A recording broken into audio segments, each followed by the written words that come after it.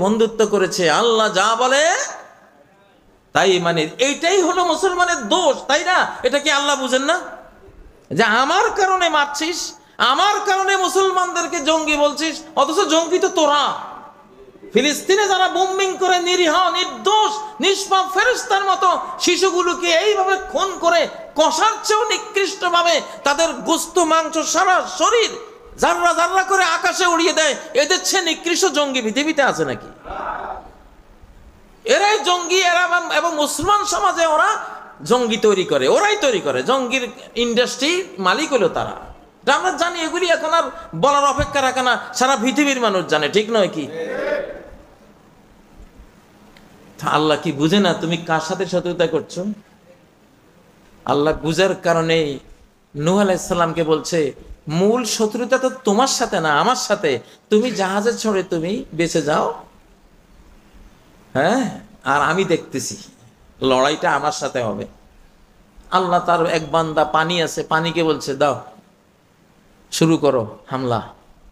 চুলের ভিতর থেকে শুরু হয়েছে, আকাশ থেকে পানি এসে একেবারে গোটা জাতিকে নূহ আলাইহিস সালামের ছেলে সহ পানিতে ডুবিয়ে চুবিয়ে নাকানি চুবনি খাইয়ে পৃথিবীটাকে পবিত্র করে দিছে একেবারে, এর নাপাকগুলিকে মেরে।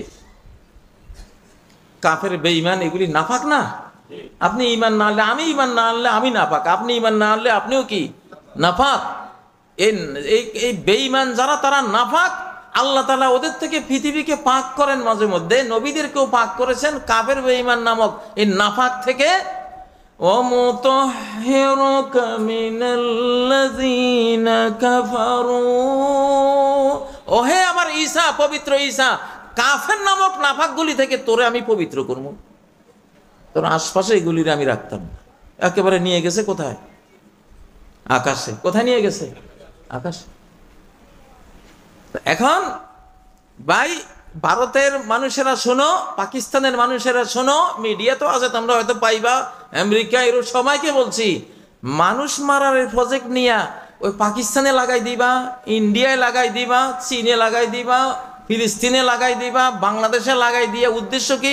মরুক, মানুষ মরুক। তো এই মালউন অভিশপ্ত কাজ যারা করবে তাদের পরিণতিটা কি হবে? ওরা পাথরের পিছে পালাবে, পাথর বলবে ইয়া মুসলিম ইয়া আব্দুল্লাহ মিন ওয়ারাইয়াহু ফাকতুল, আমার পিছনেই হয়েছে, এত নিকৃষ্ট খুনিকে আমি জায়গা দেব না, মুসলমান আসো ওরে মারো। এই যারা এখন 750 কোটি মানুষ হত্যা করার জন্য সারা পৃথিবীব্যাপী মার দাঙ্গা যুদ্ধ বিগ্রহ এবং বিভিন্ন খাদ্যের মধ্যে বিষ, ওষুধের মধ্যে বিষ, পরিবেশের মধ্যে বিষ, সবকিছু বিষাক্ত করে মানব জাতির অধিকাংশ সন্তানদেরকে মারার প্রজেক্ট নিয়ে যারা কাজ করছো, তোমাদের পরিণতির সামনে এটা আসতেছে ইনশাআল্লাহ।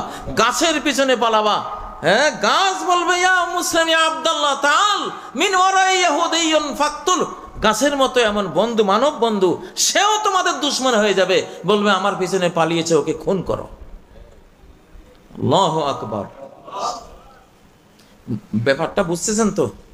এই যে ভারতে এটা হচ্ছে, পাকিস্তানে এটা হচ্ছে, লাগালাগি করাচ্ছে, ছট করে হয়তো ওরাই, ওদের যে প্রযুক্তি আছে দাজ্জাল, ওদের তো নেতা হলো দাজ্জাল, দাজ্জালের যে বিজ্ঞান প্রযুক্তি, আইনস্টাইন, নিউটন, তারপরে এই যে এইসব বড় বড় বিজ্ঞানীরা, এটা দাজ্জালের যে বিজ্ঞানিক জ্ঞান, ওই জ্ঞানের সামনে এগুলি হলো মুক্তবের শিশু। এই নিউটন, আইনস্টাইন, এরা, ওর কাছে এমন প্রযুক্তি আছে, হয়তো একটা সুইচ টিপি দিল, এখন ভারতের কোনো অ্যাটম বোম গিয়ে পাকিস্তানে পড়লো, তো পাকিস্তানের কোনো অ্যাটম বোম পাকিস্তান জানেও না, ও কোনো প্রযুক্তি দিয়া ওটা ছুঁড়ে দিল, গিয়ে ভারত বললে ভারত মনে করবে যে এটা পাকিস্তান মারছে, বা পাকিস্তানে ছুড়লে পাকিস্তান মনে করবে ভারতে মারছে, অথচ ভারতেও মারে নাই, পাকিস্তানে মারে নাই। কিন্তু ভারতে পড়লে ভারত কি মনে করবে? পাকিস্তান মারছে। ভারতে তো একটা মশা মরলেও মোদি এই দাবি করি বলবো যে এইটা নিশ্চয় পাকিস্তানে কোনো চক্রান্ত আছে, নাহলে এই মশাটা তো এইভাবে মরতে পারে না।